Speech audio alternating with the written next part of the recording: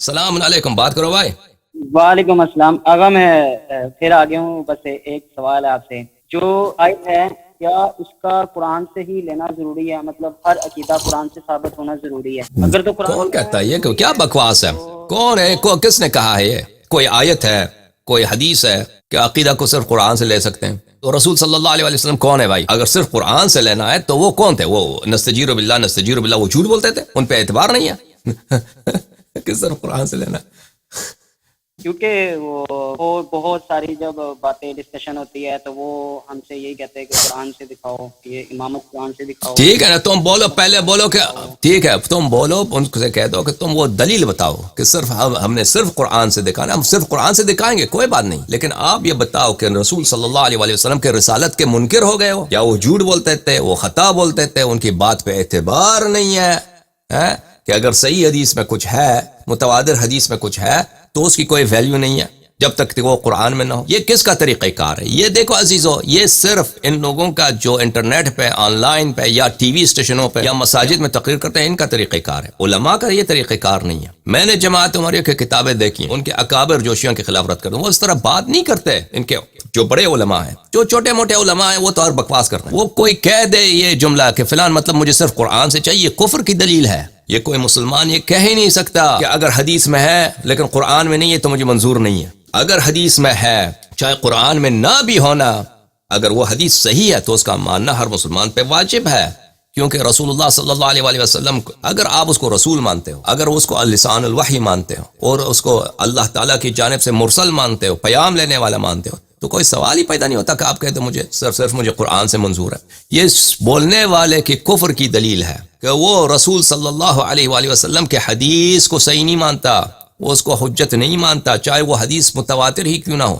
تو یہ تو کافر ہی، زندیق، کافر، نجس آدمی یہ بات کر سکتا ہے، مسلمان یہ جملہ نہیں کہہ سکتا کہ مجھے قرآن سے چاہیے، حدیث پہ میں راضی نہیں ہوں، ٹھیک ہے نا۔ اور اس کے علاوہ یہ بھی جو کہتا ہے نا کہ قرآن سے دکھاؤ، تو تم پہلے قرآن کو ثابت کرو تمہارے مذہب میں، کہ ہم کہتے ہیں کہ آپ کی مذہب میں قرآن ناقص ہے، تم دلیل لے کے آؤ کہ تمہارے مذہب میں قرآن کامل ہے۔ ایک دلیل ان کے، یاد رکھو، دلیل ان کے پاس نہیں ہے، یہ جھوٹ بولتے ہیں کہ کہ قرآن میں موجود ہے کہ اللہ نے قرآن کی حفاظت کا ذمہ لیا ہے۔ میں نے وہ آیات دکھائی آپ کو، پہلے آپ تقاریر دیکھ لیں، ان آیات کا مطلب وہ نہیں ہے جو یہ کہتے ہیں، حدیث ایک بھی نہیں ہے ان کے علاوہ، ان کے پاس احادیث بہت زیادہ ہیں کہ قرآن ناقص۔ تو جب تم خود کہتے ہو کہ قرآن ناقص ہے، پہلے تو ثابت کرو کہ قرآن تمہارے دین میں کامل ہے، پھر اس کے بعد ہم ادعا کرتے ہیں اجماع کی۔ کون سی اجماع؟ جب اس میں عمر ہی شامل نہیں، عائشہ شامل نہیں، تو کون سا اجماع کیسے بن گیا؟ یا علی جی۔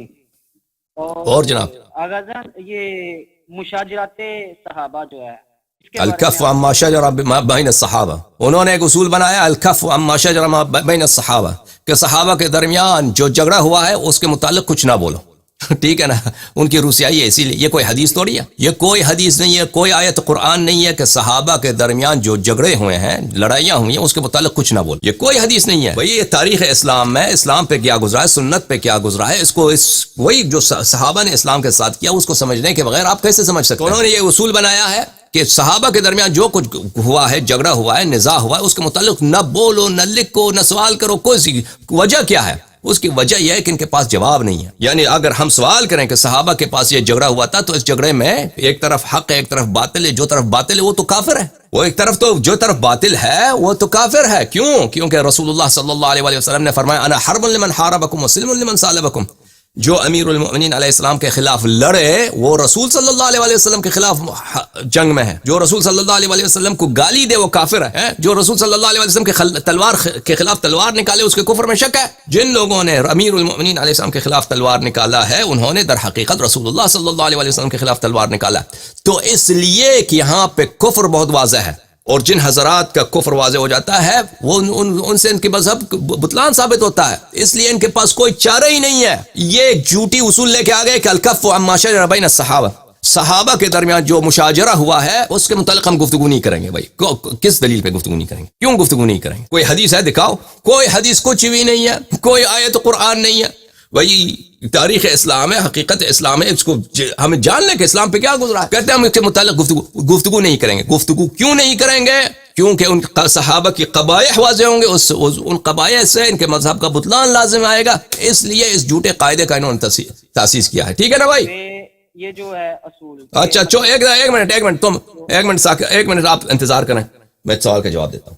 ایک منٹ بھائی عزیزو، یہ کتاب ہے سنن ہے ابن ماجہ صاحب کی سنن. ٹھیک ہے، یہ الکف عما شجر بین الصحابہ، اس کی وجہ یہ ہے، اصلی وجہ جو ہے سنن ابن ماجہ آپ نے دیکھا نا، یہ سنن ابن ماجہ چاپ دار الفکر سنہ 1429 بیروت لبنان دار الفکر میں چھپی ہے.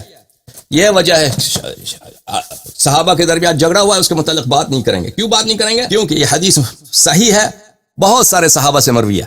زید بن ارقم نے کہا کہ رسول اللہ صلی اللہ علیہ وآلہ وسلم نے کہا لعلی امیر المؤمنین علیہ السلام سے، فاطمہ سلام اللہ علیہا سے، امام حسن علیہ السلام اور امام حسین علیہ السلام سے، انا سلم لمن سالمتم وحرب لمن حاربتم، جو آپ کے ساتھ صحیح ہو امن کے ساتھ ہوں، میں اس کے ساتھ سلامتی سے ہوں.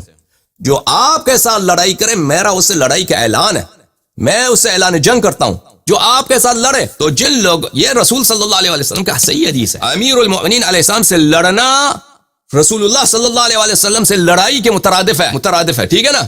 اگر یہ واقعا رسول ہے، وما ينطق عن الهوى ان هو الا وحي يوحى، اگر یہ واقعا حق ہے تو یہ بھی ماننا پڑے گا کہ امیر المؤمنین علیہ السلام سے جنگ رسول اللہ صلی اللہ علیہ وسلم سے جنگ کے مترادف ہے. اب یہ اگر یہ ثابت ہوا تو پھر تو یہ کیا کہیں گے؟ جن لوگوں نے امیر المؤمنین علیہ السلام کے ساتھ لڑائی کیا ہے وہ یہی کہیں گے کہ الکف عما شجر بین الصحابہ، کہ ہم صحابہ کے درمیان جو کچھ ہوا اس کے متعلق بات نہیں کریں گے نا. وہ تو یہی ہوگا کہ بات کریں گے، جملہ بولیں گے کیونکہ اس کا جواب نہیں ان کے پاس. ان لوگوں کا کفر لازم آتا ہے، اہل جمل کا کفر لازم آتا ہے، اہل صفین کا کفر لازم آتا ہے، ان کا ارتداد لازم آتا ہے، اور ان کے ارتداد سے ان کے مذہب کا بطلان واضح ہے، کالشمس فی رابعۃ النہار، سورج کی طرح واضح ہو جاتا ہے ان کا مذہب کا بطلان. اس لیے وہ کچھ نہیں کہیں گے. یہ اصل اس کی دلیل ہے. والا کوئی ایسی دلیل نہیں ہے کہ اگر صحابہ کے درمیان جھگڑا ہو تو آپ بات نہ کریں، یہ کوئی حدیث نہیں. اور جناب بات کرو.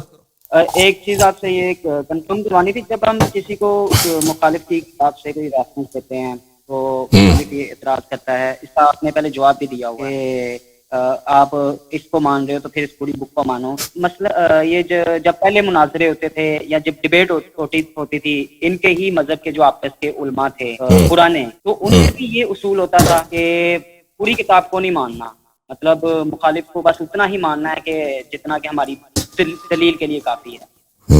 اور یہ اسی طرح سے کیا یہ کفار کے درمیان میں بھی یہ اصول ہے کہ مخالف کو جب بھی دینا ہے اس کی کتاب میں سے دینا ہے جواب، اور پلس اس کی پوری کتاب ماننا، یہ کوئی حجت یا دلیل نہیں. تو بات تو واضح ہے نا، کیونکہ یہ بھائی عوام فریبی کرتا ہے نا، عوام کو دھوکہ دینے کے لیے، کیونکہ ان کے پاس جواب نہیں ہوتا تو کہتا ہے ہماری پوری سب کتابوں کو مان لو. یہ کیا طریقہ کار ہوا؟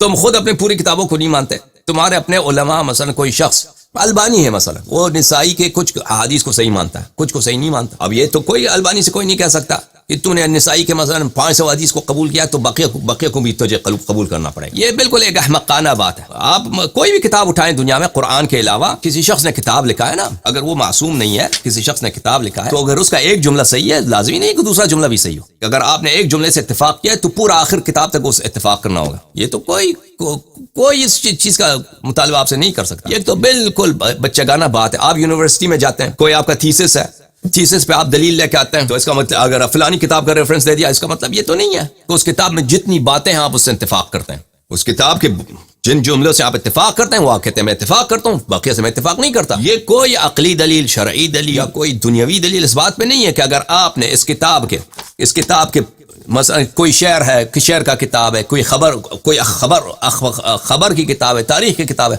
اگر اس کے ایک چیپٹر سے اتفاق کیا تو لازمی ہے کہ سب وہ پورا آپ کے نزدیک صحیح ہے. یہ ایک بکواس بات ہے بھائی. صحیح ہے نا؟ جزاک اللہ. یا علی مدد. یہ لوگ ہمیں ہنساتے ہیں. میں معذرت چاہتا ہوں شیعوں سے کہ بھائی جماعت عمریہ ہمیں ہنساتے ہیں، ہم نہیں ہنسنا چاہتے، لیکن ان کا جو کامیڈی ہے نا پورا مذہبی کامیڈی ہے. ان کی جو کامیڈی ہے اس کا بے انتہا ہے. یہ جب بھی استدلال کریں وہ کامیڈی بن جاتی ہے. تو ہنسی تو ہمیں آتی ہے، بار بار معذرت کرتے ہیں بھائی، کیا کریں.